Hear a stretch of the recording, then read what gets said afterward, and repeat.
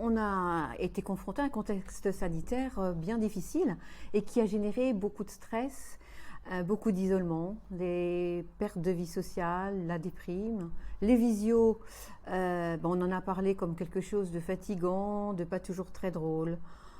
Certaines entreprises ont même été freinées dans leurs projets et dans la réalisation de leurs objectifs. À l'ADT, on a réussi à garder le cap. Les salariés d'abord, merci à eux, mais le CA aussi.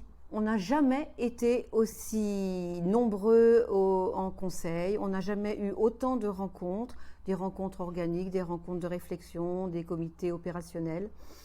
Tout ça pour faire avancer les projets qui n'ont, à mon avis, pas trop souffert.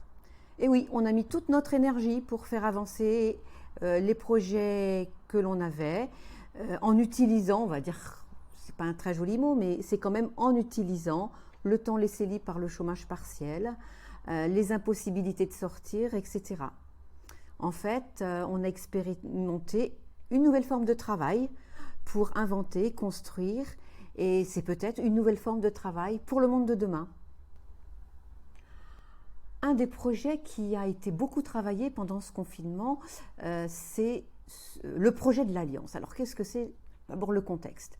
La population est vieillissante, elle va croître, cette population vieillissante de plus en plus, tous les besoins vont se diversifier et l'offre va donc devoir s'adapter, s'enrichir. Le projet, c'était une aventure à 3 opérateurs, le groupe Vive, qui est un gros groupe, Anjou Accompagnement et l'ADT. Ce sont 3 groupes membres de l'UNA qui partagent des valeurs communes, notamment celle de l'économie sociale et solidaire. Cette alliance, elle a pour but de potentialiser nos compétences pour nous donner à nous une force d'agir, d'imaginer, de créer pour des réponses en prenant en compte les approches globales de la personne. C'est aussi les moyens de l'innovation dans la transformation de l'offre médico-sociale, de l'habitat inclusif et puis dans bien d'autres domaines encore.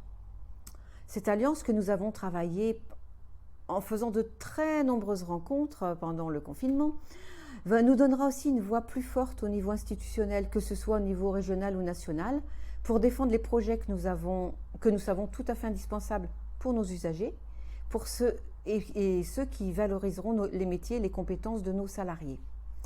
Cette alliance-là, aujourd'hui, elle est signée. C'est une alliance stratégique. Elle fait de nous des partenaires privilégiés par choix et non par obligation. En effet, nous gardons bien sûr toute autonomie de décision et de gestion. Aujourd'hui, c'est de notre responsabilité à nous de faire vivre cette alliance. En fait, elle sera ce que tous ensemble nous en ferons. Alors ADT 2030, moi ce qui m'intéresse ça serait de développer des projets intergénérationnels. Alors 2030, j'espère bien avant quand même, hein. C'est un axe qui serait très intéressant parce que d'abord, ça existe déjà, mais des projets qui puissent permettre le lien entre les enfants, même les bébés, les jeunes, les adultes, des personnes vieillissantes, des personnes âgées, pour développer le vivre ensemble, vivre bien ensemble, à l'heure où parfois les familles sont dispersées ou disloquées. Il me semble important de recréer des solidarités, important de retricoter des liens, important de recréer, de réécrire des histoires de vie quand parfois elles sont cabossées. Alors, un des moyens, ça va être ce dont on parlait précédemment, c'est-à-dire l'appui de l'Alliance, mais aussi tout autre partenariat qui pourra être positif pour nous. Donc, ADT 2030, on bloque des projets intergénérationnels et on essaie au plus vite de les voir vivre.